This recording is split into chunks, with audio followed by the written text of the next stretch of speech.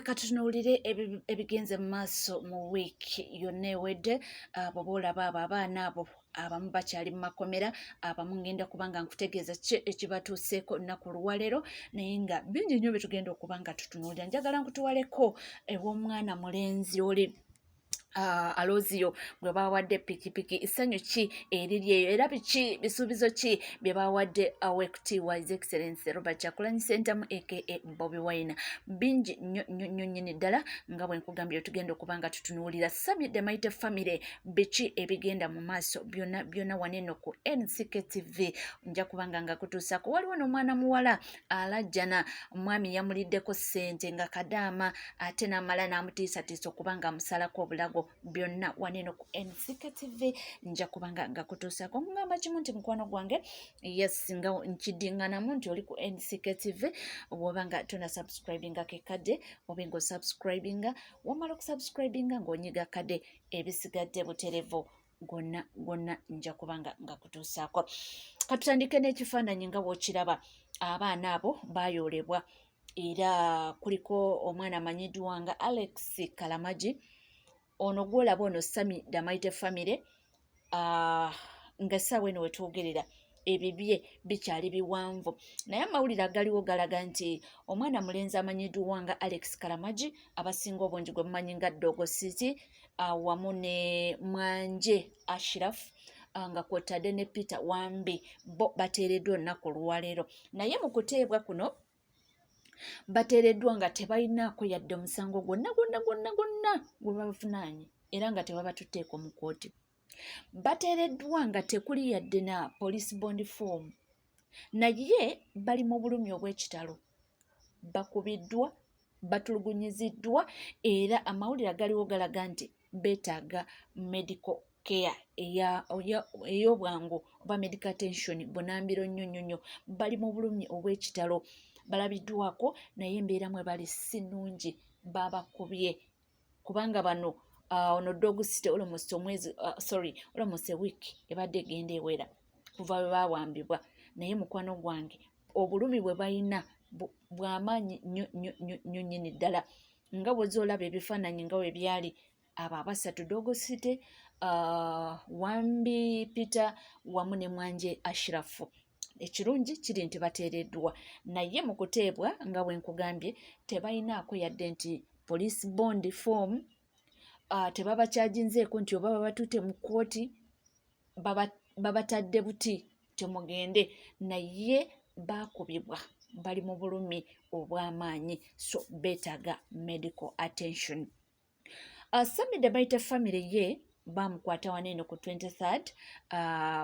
peaceful demonstration we yaliwo, era mwalaba engeri gye bamutwalamu, kibooko zaakaabaawo, musajja wattu n'adduka bunambiro yeesooge ki wansi w'emmotoka, naye era olaba nti yagenda okutuukayo nga zimulidderidde. Amawulire agaliwo gali nti ye abalala abademonstratinga on 23rd bwe baali babatwala mu kkomera, bwe baali babatwala mu kkooti, musajja wattu ye teyali nabo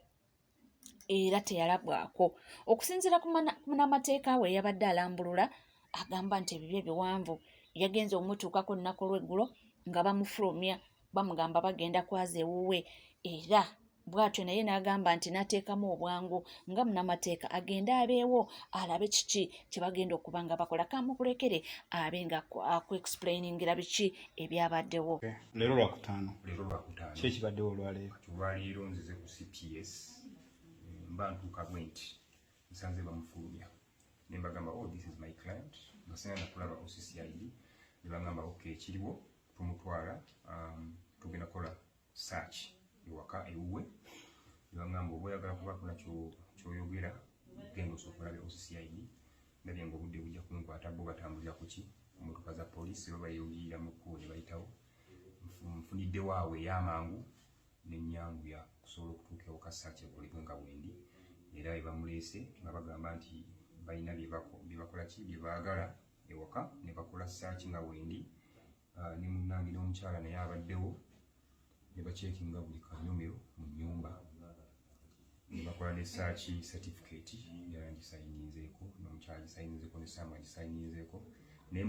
kyensuubira mu byonna kye babadde basinga okwetaaga badde baagala nnyo oba passport kubanga badde babuuza passport eriwa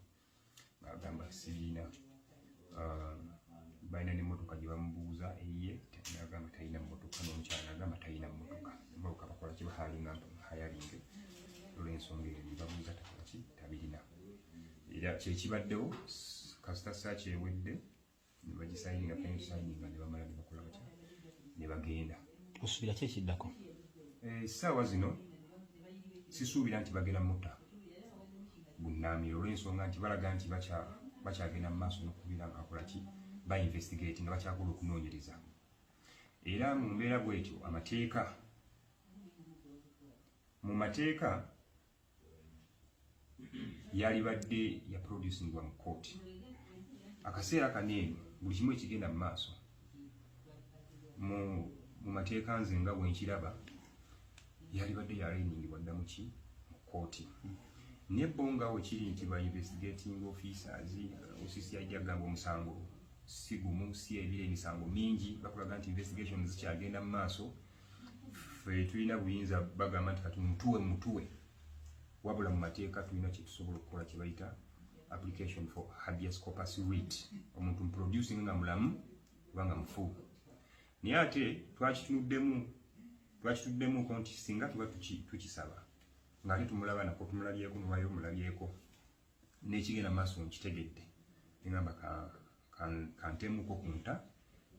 nindizemuko okubeera nteekayo ki habeas corpus kisuuka omuntu tumulabako kikolebwa ng'omuntu temulako temanyi wa byakola ki gyali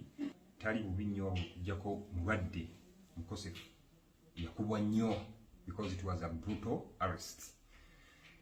kosa n'okubeera nti amaaso malwadde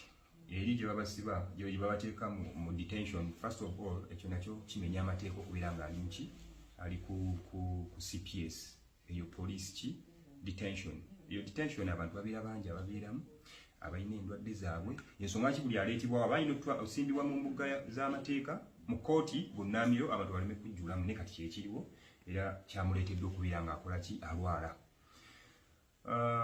baŋŋambye nti bakyagenda maaso n'okunoonyereza kitegeeza nti tanatuuka kubeera ng'asimbibwa mu kooti kyendabye era engeri gye tugenze mu weekend kati yo lwakutaano ku Saturday teba kigenda mu maaso tebakikolebwa ne ku Sunday teba bakikolebwa ekyo tuzzaako ndowooza ku Monday tugenda fuba okulaba nga tusaawo embeera tufuba okulaba nga at least tubapressurize okubeera nga bamutwala ne bamusima mu mbuga z'amateeka kubanga balina emisango gye bamuvunaana mu kooti aleme kubeera ng'akwatibwa mu ngeri gy'alimu ffe tukiraba nti kiba kimenya amateeka naffe ebya Sami Damaite family byo bikyaliko biwanvu nnyo nnyini ddala nga tuvuddeko eyo waliwo omulenzi Aloziyo mwena mubadde mumanyi gwe bakuzizzaako eryansi munnange ffena twalaba ovidiyo nga owekitiibwa His Excellency Robert Kyagulanyi Ssentamu ng'amukwasa epiki mpya ttuku naye amawulire aga piki gabadde teganatuuka ewaka ng'olwedde chairman w'okukyalo yawuliddeko nti Bobi Wine yayise omuvubuka ono chairman w'okukyalo kwe kuwulugumya essimu mu maka g'omwana mulenzi Aloziyo ng'abagamba nti bannange bye nawulidde bituufu nti bwe biba bituufu bannange tukozeewo ki nti ate mbadde ndi awo mba temunakimanya ndabye ng'ate Bobi Wine amukwasa piki mpya ttuku n'agamba bannange omuntu ng'oyo tumukoledde ki nti katumuyiira obululu bambi si bigambo byange biibino kambikuwe abowapere kimwasiba muta mugumireje amazina baranyeta tugumise Didas Nkabulisho cha Emmanuel Siwanu pulire muno haraba muri umazi ngukiura wawe ngo bamutwere ngo president Bobi Wine amutwere wabihurire nanye nabihurire mpurenye n'amashimiro bwo kugira ngo president antwarira umwana Aloziyo kwihura ngo amwine Kampala nanye niko kushimira bwo kunyine shimirwe munonga Alliance tamahano mukazi wanje na murumuna wanje abo umwana usitana hasa hano warazagwa nawe bwenu tushimirwe munonga president ayibari hati nyo mwaze mbere njya wa radio UBC na urabara gamba ngo Bobi Wine yamwana piki kubandi asimu muramakunyine simu yanjye mpangeje nala TikTok nala pichi nala kiura nala gajja mazima nicho kyandeta no kubaronda nantara mwakimanyire ngeno ate omushiza kuyatu yambire mu mwinire plan ki mwine teka ki hajja karuru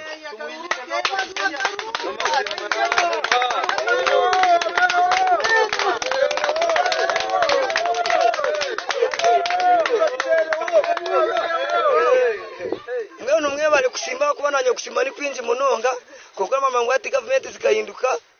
ebishanirizo zibagendanga muntu konke kirungi baby wine ntambra era kina n'amateka ga government arayine nko kwa ine orders ya mu bakuru obo yatuyambire narabashaba munkwase tumushagike twajyaisha tumwakire ashamwe empiti yanyu yera kugera kurunda runde cyatukolire ne tamani n'amarambiro mwana nito turamurondero bwa family no bw'abandi bwese kale mwebale mazima mwebale muno ya basi ndowooza amanya mugawulidde Alozio Kayihura so eyo oyo ye taata we amasanyu nga gakola kinga gamubuganye era beeyamye okubanga bawa Bobi Wine akalulu munnange nga tuvuddeko eyo anti omanye bya fulufiga waliwo gwe yalumbye Bobi Wine olw'okuwa omwana oyo ki okumuwa piki naye munnange bamwanukudde anti fire for fire bibino kati bwenvayo nenjogera ku bikazi bino ebikulu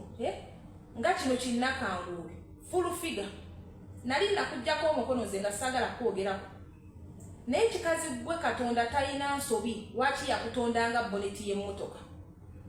Katonda talina nsobi lwaki towayawula oli musululu moja gwe ku ntegeera ye ey'obwongo bw'obunafu ogenza okulaba nti buli ali mu struggle Kyagulanyi alina okumuwa buli ali mu struggle yajja gifunamu oli musiru tomanyi struggle kyetegeeza kununula ggwanga lyaffe so si kufunamu nti buli muntu ali mu struggle asembera Kyagulanyi alina kufunamu bagambye nti buli mwana ali mu kulwanira ensi abalwanira ensi yaffe tufune eddembe tuve mu bwa dictatorship bali bubi lwaki toyawula omukisa ono omwana wamulabye embeera yoyo okutandika okubeera nti mwogera nga mugereesa mbukati ono we bamuweereddeyo akajja ate olwabaddewo mu struggle tubogereko ki full figure lwaki temukozesaako ku magezi gammwe lwaki kale weogaba amagezi gakulemye lwaki tokozesa ku myaka gyo oli awo oli beega singa toli musabirizi singa toli wooli naye musabirizi kuba nti osabiriza kyova olaba olimu ebyo ebifo oli awo ofuna naye naawe oli waneero ogezaako okipeyitinganga azifu nti buli mwana ali mu struggle alina kulya ku Kyagulanyi alina kulya ku Nuupu balina kubeera nga bamukola ki olinganga agamba nti no waliyo compensation okubeera mu struggle bino ebikazi webiti nze nabagambe bingenda okubeera nti no sigenda kukwatibwa kisa ebyesiruwaliza kuno ku social media nga byagana okuva ku social media naye nga nebeerako ebyera byongera tulaga nti nentegeera zero omwana mulenzi yavudde yiri eriyisingiro nga ne bw'omutunuya alinga mulalu mukama amuwadde omukisa gwe atambudde azze paka ku kitebe paka magere w'omukulembeze ayina ekirooto kye ekyakuba na booda bagikutte bagimugulidde oli ku TV oyolesa obusiru bwo gw'oli ku TV olw'okuba muli basabirizi mwolesa obusiru bwammwe pannayi lwaki bikazi mwe mwetuuzaako full figure nakanguubi ye munnange ffe tuliwo kubanga tugabatuusaako gonna nga we gatambula ate nga tuvuddeko waliwo omwana muwala nkubya kyeyo ali mu matigga oluvannyuma kirabika oba yali bbaawe oba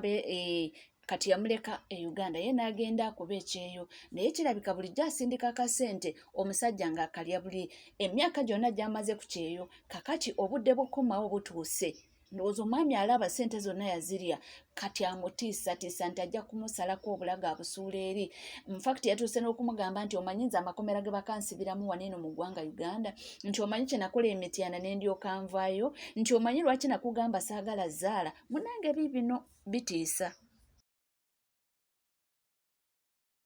gw'oli mufu era kino kikugamba olwaliro gw'oli mufu alele bino byogera tera kintu kyonza kwogera gone kinkankanya oba ekigambo kyonza kwogera nga kipya gyendi tolina kyoyinza kukola nga kipya gyendi ekisooka simbwa bwe kimu nkimanyi nze basobya bakubira agasoma 50 ngenda kukwata nkusala obulago ekyo si kipya gyendi bagenda kula mukomera kiri ebweru w'eggwanga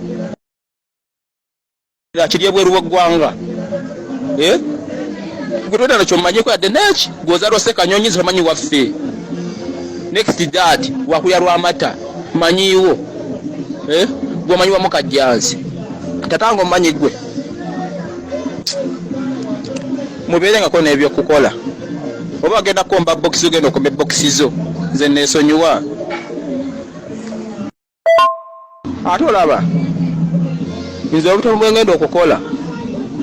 ngenda kubukola nga sirina kyengenda kwejjusa bw'okwata omukazi n'omusajja mu bwenzi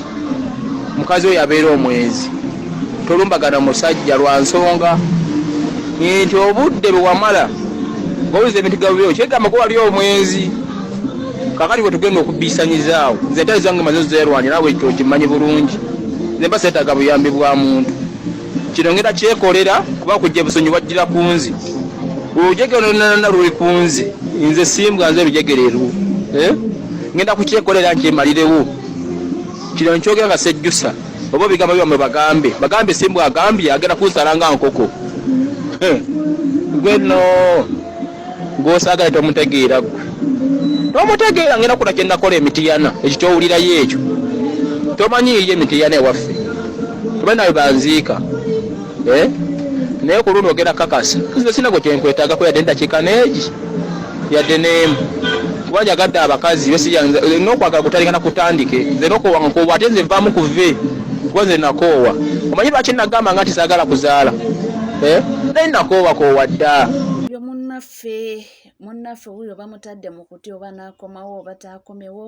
omuntu n'atuuka n'okwewaana oba mityana yakolayo ki abamumanyi ndowooza bayinza okukola ekisoboka balipootinga mu byakwerinda omwana muwala ono agenda okukomawo oba oliawo nga alina obukuumi obw'amaanyi naye si byangu oba nsonyi amutiisatiisa oba byaddala omuntu watuukira okugamba nti emityana bakimanyi kyenakola emityana kyengenda okukola oba ndowooza azze abikola ngatta abantu si byebyo munnange si birungi